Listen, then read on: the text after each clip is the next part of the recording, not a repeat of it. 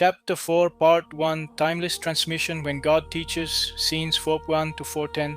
Introduction, the Eternal Flow of Wisdom. Scene, the battlefield is still poised on the edge of chaos. Arjuna's questions have already led Krishna to unfold the great principles of Karma Yoga in Chapter 3, but now Krishna lifts the curtain even further. He begins not by answering Arjuna's doubt, but by revealing the origin of the teaching itself. This is no philosophy invented in the moment. It is the eternal wisdom passed through ages, from the divine to the human, from teacher to disciple, from generation to generation. Krishna begins by reminding Arjuna that what he is hearing now is not new. It was spoken to the sun god Vivasvan, passed to Manu, and through Manu to the kings of old. This wisdom is as ancient as creation itself. Imagine Arjuna's astonishment. He came to Krishna as his friend and charioteer, but now he hears that Krishna is the timeless source of the very teaching he thought was just conversation. The field of Kurukshetra suddenly becomes the classroom of eternity. Then, in the ancient world, this idea of eternal transmission was vital. Knowledge was not seen as personal property, it was sacred inheritance. Sages and kings carried it like a torch, passing it carefully from hand to hand so that the flame never died. Avatars, divine descents, appeared whenever the flame dimmed. When selfishness, forgetfulness, or corruption clouded Dharma, the eternal wisdom would be renewed through a teacher who embodied it fully.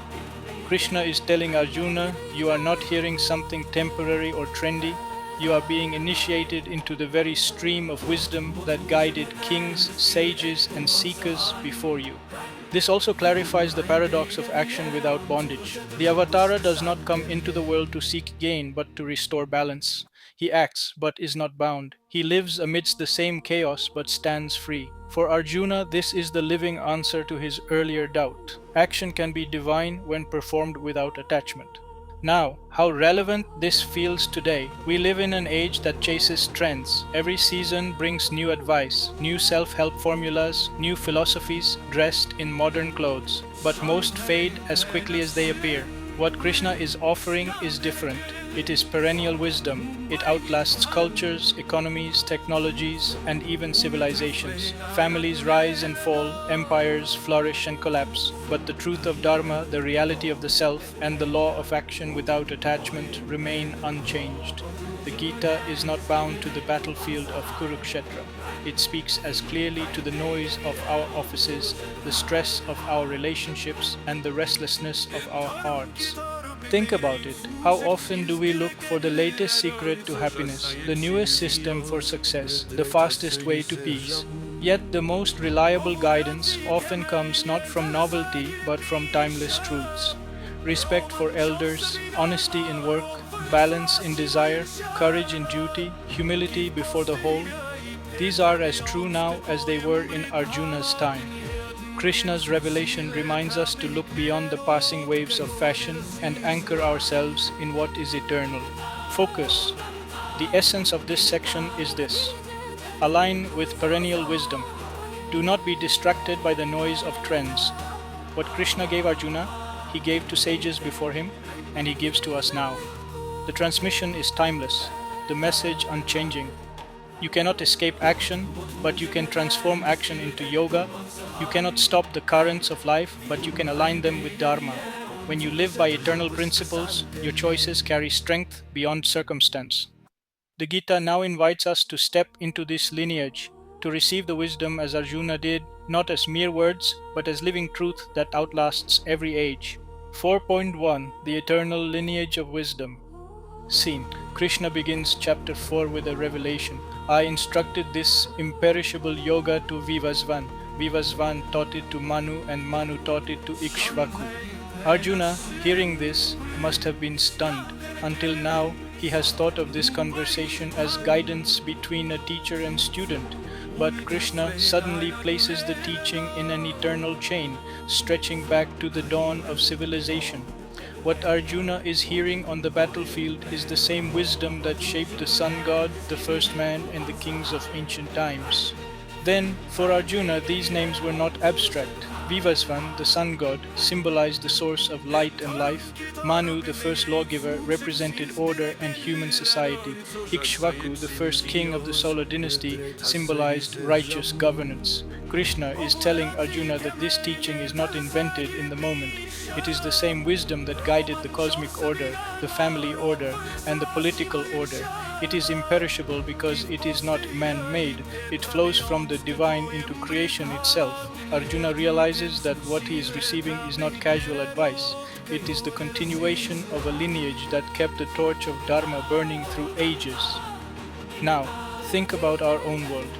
We are surrounded by temporary advice. Do this now, follow this trend, chase this shortcut. Yet what truly shapes societies are timeless principles passed from generation to generation. Parents handing down values to children, teachers inspiring students, leaders embodying integrity.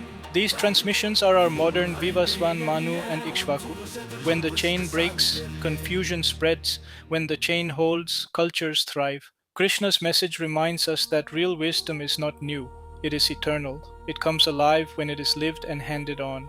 Focus. The wisdom of the Gita is imperishable because it belongs to no age. It is the same truth that guided the sun, the first man, and the ancient kings. You are not hearing a new idea, you are stepping into a timeless lineage. Respect what is eternal, and you will find stability in the midst of change. 4.2 The break in the chain. Scene. Krishna continues. Thus, received by succession, the royal sages knew this yoga. But in the course of time, O Parantapa, it was lost. Then, this statement pierces Arjuna. The wisdom was passed faithfully from generation to generation, but time corrodes even the brightest truths. Corruption, neglect, and distraction dim the flame. Krishna says the yoga that guided royal sages has now faded. This is why he must speak again, to restore what has been lost. For Arjuna, this is both a warning and a privilege. A warning because wisdom can be forgotten even if eternal. A privilege because he is now being chosen as the recipient of its renewal. Now, we know this story all too well. Values weaken when neglected. Families lose traditions when they are not practiced. Societies forget justice when greed takes over. Even in personal life, what we once knew in clarity can be forgotten in the rush of desires. Wisdom is not fragile, but our memory of it is. This is why renewal is necessary. Books and teachings help, but real renewal happens when someone lives the truth again and becomes its messenger. Krishna is reminding us that eternal wisdom must be refreshed through action and example in every generation, otherwise it fades into words without power. Focus. Eternal truths remain, but memory of them can be lost. Your task is to keep the flame alive, not only by knowing it, but by living it. Wisdom survives only when it is embodied and transmitted with care. 4.3 Why Arjuna is chosen? Sin. Krishna explains, that same ancient yoga I have taught to you today, for you are my devotee and friend. This secret is indeed supreme.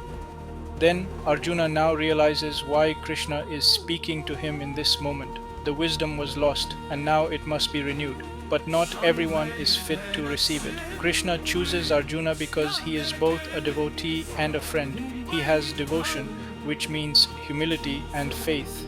He also has friendship, which means intimacy and trust. This combination makes him the perfect vessel. Knowledge alone is not enough. Relationship and trust open the heart so that wisdom can be received deeply.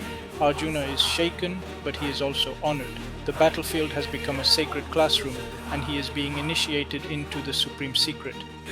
Now, this scene speaks to us with power. Wisdom is not found only in books or lectures. It is received through relationship, through trust between teacher and student, mentor and seeker, parent and child.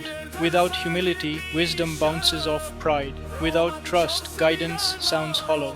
Krishna's choice of Arjuna shows us that being open, sincere, and faithful is as important as intelligence. In our age, we often chase knowledge without devotion, information without transformation. The Gita reminds us the deepest truths are gifts given when the heart is ready. Focus. Be like Arjuna. Cultivate both devotion and trust. Knowledge becomes wisdom when it is received in humility. The supreme secret is not information, but transmission. It flows where faith and sincerity create space for it.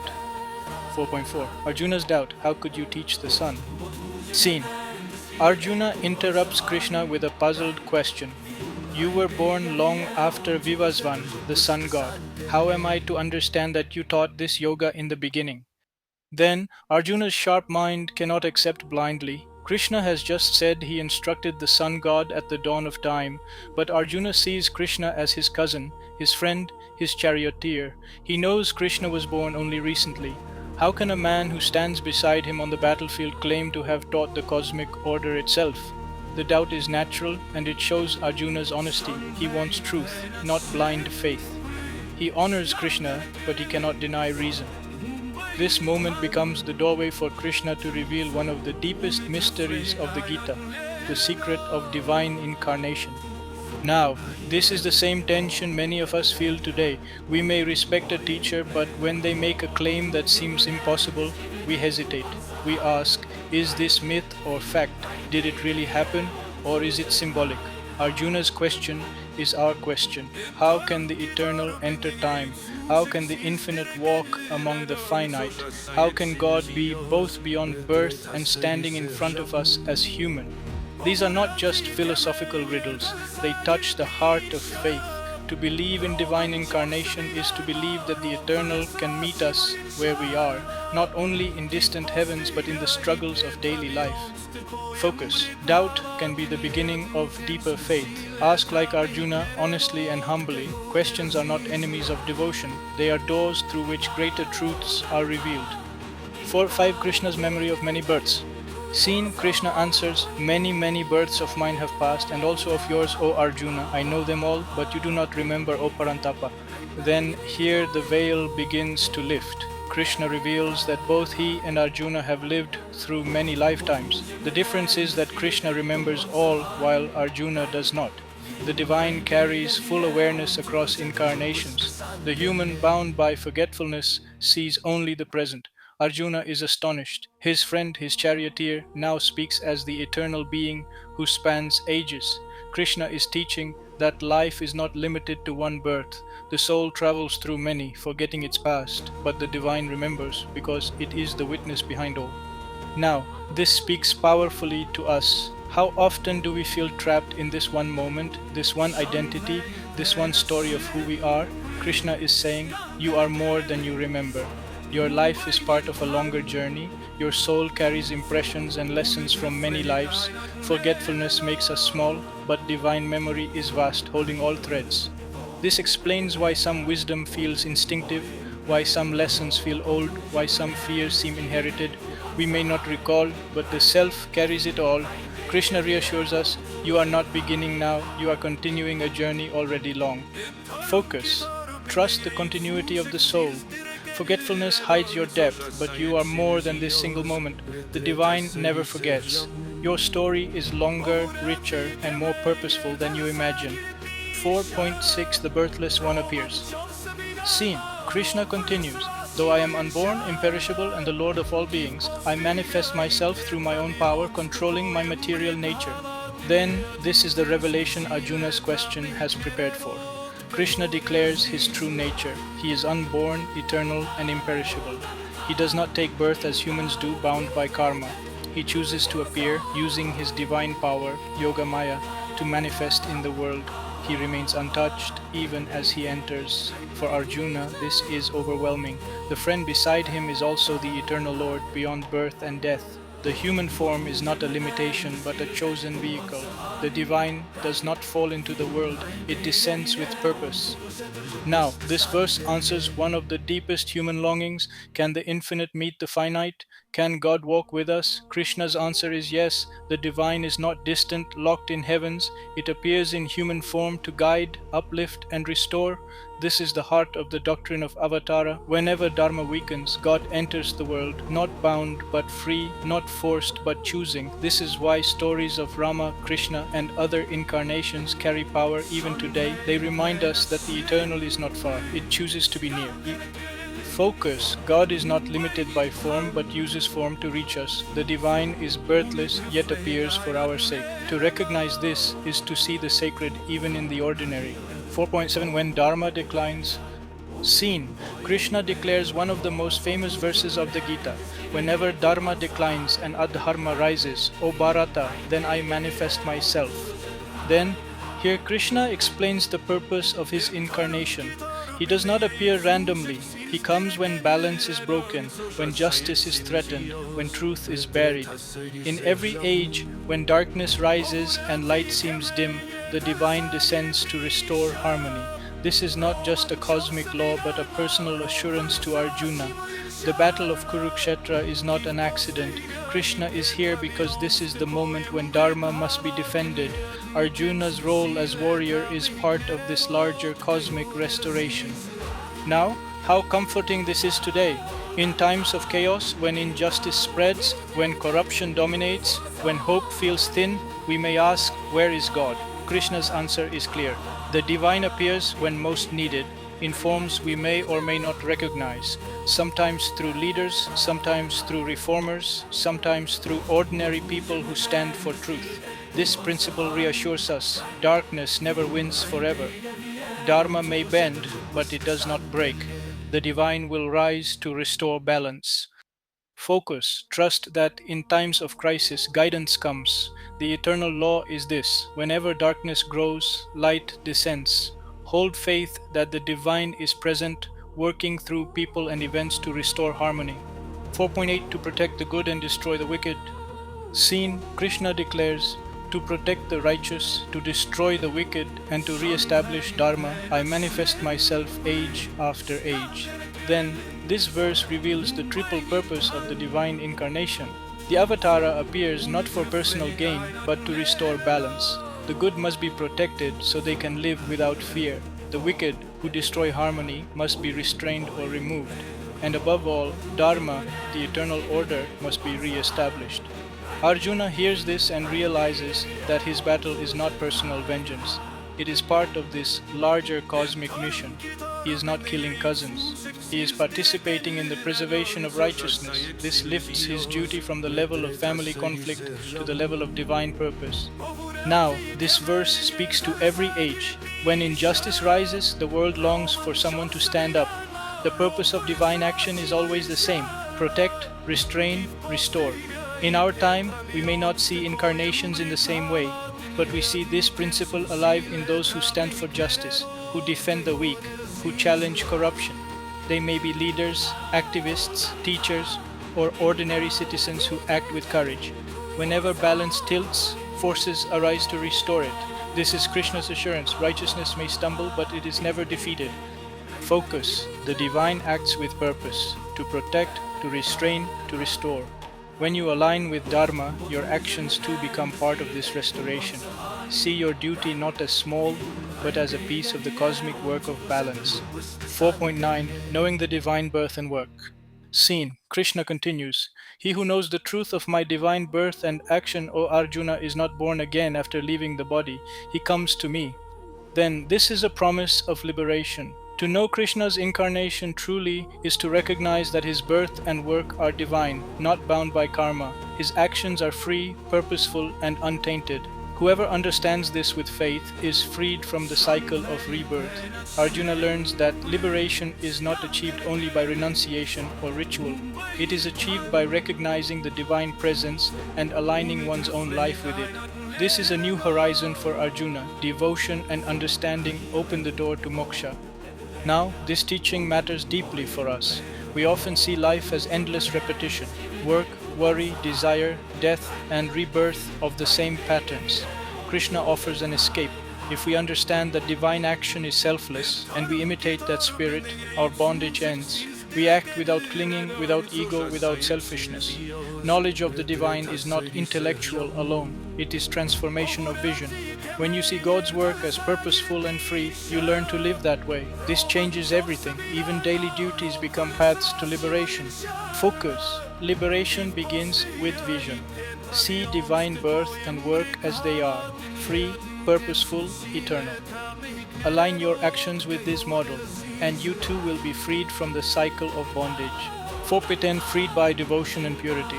Seen, Krishna concludes this section. Freed from attachment, fear and anger absorbed in me, taking refuge in me, many have become purified by knowledge and attained my being. Then Krishna shows Arjuna that he is not alone. Many before him have walked this path. By letting go of attachment, fear, and anger, and by turning their hearts fully toward the divine, they purified themselves and attained union with Krishna's own being. This is not theory, but history. The sages, saints, and seekers of old achieved liberation by these very means. Arjuna is being reassured, the path is proven, the results are certain. What others have achieved, you can too. Now, this is inspiring for us today. In a world full of fear, anger, and restless attachment, Krishna gives a recipe for freedom. Let go of these poisons, cultivate devotion, surrender, and knowledge. Many before us, across cultures, faiths, and times, have attained peace through these principles. When we feel doubt, we can remember their example. If they could overcome, so can we. Liberation is not for a chosen few. It is for all who purify themselves through surrender and discipline. Focus, freedom is possible. Let go of attachment, fear, and anger. Absorb yourself in the divine. Many before you have walked this path and found union. You too can follow their steps. Closing summary, the eternal stream of divine wisdom. Scene. As the battlefield of Kurukshetra waits in silence, Krishna has revealed truths that shake Arjuna's very perception of reality. What Arjuna thought was advice for the moment has been reframed as wisdom for eternity. Krishna has spoken of an unbroken lineage of teaching that flows from the sun god to the first man, from the first man to ancient kings, and now to Arjuna himself. He has declared that though this wisdom is eternal, it can be forgotten, lost through neglect, arrogance, and the corrosion of time. To restore it, he appears again, not as one bound by birth, but as the eternal Lord choosing to manifest for the sake of Dharma. The battlefield is no longer only a war between cousins. It has become the theater where timeless truth descends once more into human history. Then, across these 10 verses, Krishna weaves together 3 themes. First, the eternal continuity of wisdom. The yoga of action and freedom is not new. It has always existed, guiding gods, sages, and kings. Arjuna is stepping into a stream already flowing for ages. Second, the reality of divine incarnation. Krishna explains that while he is unborn and imperishable, he manifests himself whenever Dharma declines. He takes form not out of need, but out of compassion. He remembers all births, while humans forget. He is both the eternal and the present, the cosmic and the personal. Third, the purpose of incarnation. He comes to protect the good, restrain the wicked, and restore the order of righteousness.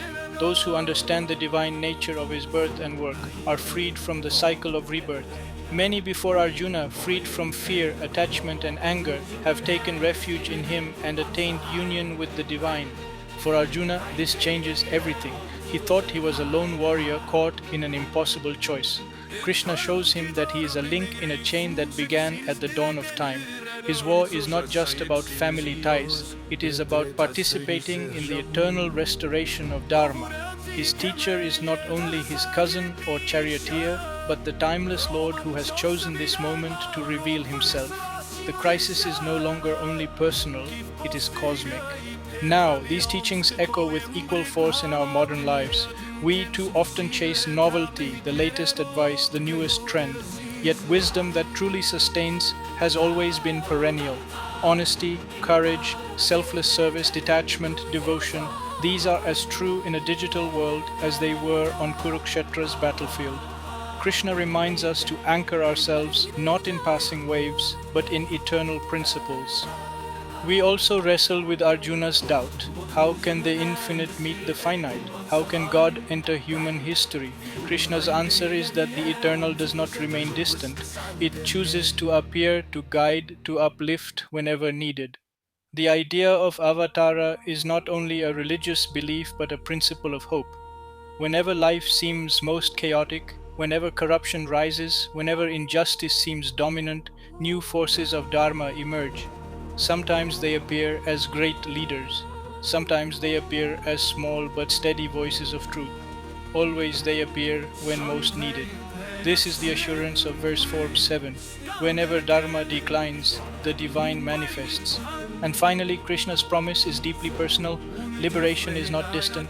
Whoever understands his divine birth and action, whoever lets go of fear, anger, and attachment, and takes refuge in him, can be freed. This is not reserved for kings or saints. It is open to all. Many have walked the path, and so can we. Focus. The focus of this section is clear. Wisdom is eternal, not temporary. Align yourself with perennial truths, not passing fashions. The divine is not distant but present, appearing whenever balance must be restored. Your own life is not separate from this stream. By letting go of selfishness, fear, and anger, and by living with devotion and clarity, you too participate in the eternal restoration of harmony. The Gita invites you to see your choices as part of this larger flow. You are not acting alone. You are stepping into the same wisdom that guided gods, sages, kings, and seekers across the ages. Align with it, and your life becomes timeless. Timeless wisdom, a timeless teacher, and a conversation that was always meant for us too. Until our next scene, Hare Krishna.